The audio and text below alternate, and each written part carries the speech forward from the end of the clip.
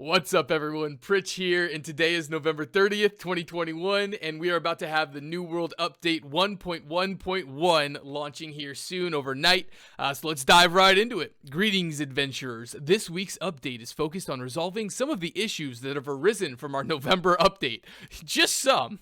Our development team is continually working on improving the New World experience, and they thank you for all your patience and reports you continue to make on the official forums. A full list of changes and fixes can be found below. Motes from elemental enemies. Fixed an issue causing a large number of motes to drop from elemental enemies. We're talking like 80 to 100 like quintessences that were dropping. We also removed elemental motes as rewards from gathering elemental creatures and reduced the amount of other resources required from them to account for the number of them in the world and the frequency at which they respawn. The original intention with those creatures was to make them challenging and infrequent encounters in the world. The way we used them in practice resulted in them becoming less dangerous and more frequent, which caused an imbalance in the amount of resources they provided compared to the primary source, such as elemental plants and stones.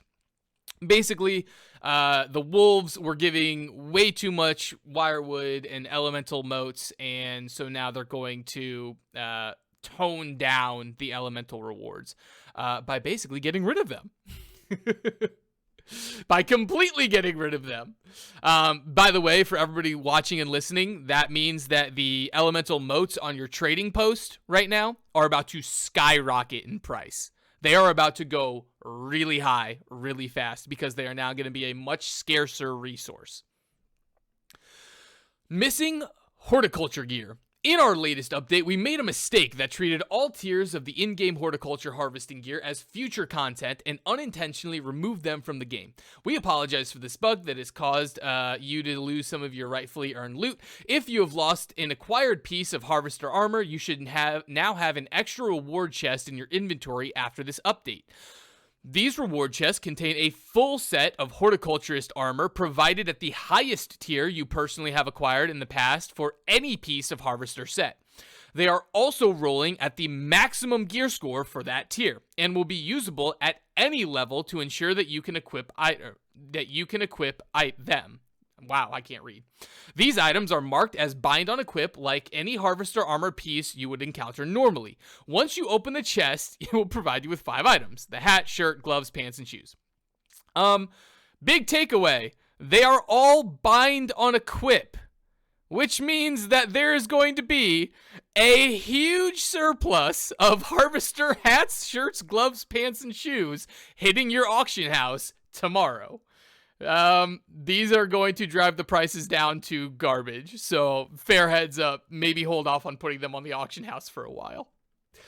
Housing. Re-enabled trading, moving, and salvaging of furnishing housing items. I don't know how long it's been, how many weeks we've gone without being able to do anything with trophies or furnishing anythings or storage chests for your houses or whatever, but ladies and gentlemen, your market is about to get flooded with all this stuff because people have literally had to hold on to them for weeks and weeks now, all right? You're going to be able to get storage chests. You're going to be able to get all your housing like bedding and, cool decorations and all that stuff. You're going to be able to get all your trophies, which are huge for end game content in boosting your damage or boosting your luck or whatever you need it for.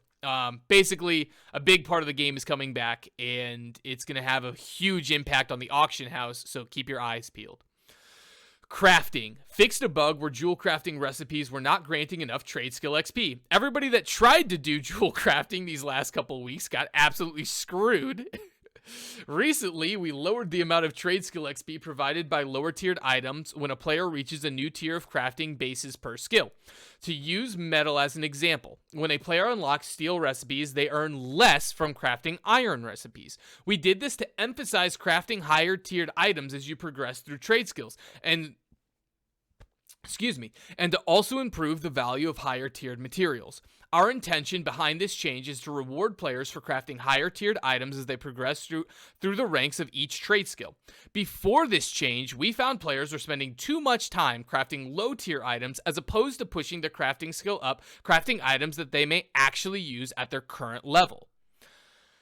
I'm pretty confident that what they did is they nerfed the lower stuff, but they didn't buff the higher stuff enough to actually be better than the lower tier. So people were still doing the lower tier anyways. I'm not sure what this is going to look like moving forward, like what exactly is going to be the new best stuff, especially for jewel crafting or for any trade skills, really, because it looks like the bottom paragraph isn't a change at all. It's just them saying something they did to us already. Trading. Fixed an issue where players were not able to fill buy orders from local storage sheds. Didn't know that was a problem. Servers. Technical groundwork for server merges. Basically, they're just throwing a dangling carrot at you saying, hey, we're working on it. We're doing stuff. We have nothing to tell you about it, but, we're doing stuff. War performance enhancements. That's the exact same carrot as before. They're just saying, hey, we're working on stuff, and we have nothing new or good to tell you about it. General bug fixes. Void Gauntlet. Fix to Oblivion not going on to cooldown if players swapped weapons during skill startup. Didn't know that was a thing. Void Gauntlet. Fix to consumable status effects being cleansed by Oblivion. Thank you. For those that didn't know, the Oblivion weapon perk that you can get on like armor or weapons or whatnot is on the Oblivion weapon ability lets you basically remove all buffs from enemies. Well, it was removing not only the buffs like Empower or Fortify, it was also literally removing food and utility and like weapon coatings. It was literally removing anything on that buff bar. So hopefully it's actually fixed. Fixed an issue that was causing jewel crafting to not award appropriate amount of XP for higher tier crafting. Fixed an issue preventing players from earning the Lumberjack achievement. I'm sure that's probably the biggest one out of everybody. Everybody really wanted that Lumberjack achievement. So surprisingly, the only thing I don't see, and I don't know why they don't just do it for us and make our lives easier, they haven't told us what they're intending to break with this patch. I don't know if that's intentional or not, if they maybe want to start doing that in the future, letting us know ahead of time what they intend to absolutely break and change in the game. How long until the auction house is going to be pulled again for Europe, that kind of stuff. So unfortunately, that's going to be stuff that we just have to figure out on our own. Let me know in the comments, what do we think is going to be broken? How long is the auction house going to be up this time around? Hopefully, fingers crossed, maybe it's a good patch. Maybe they don't break anything. I don't know. I'm just saying that would go against everything we've come to know and love about Amazon, though. So, I'm not holding my breath. But yeah, that is going to be patch 1.1.1. Probably by the time that you're reading this, it is either down, like the worlds are under maintenance for them to put it in right now, or it's already been updated.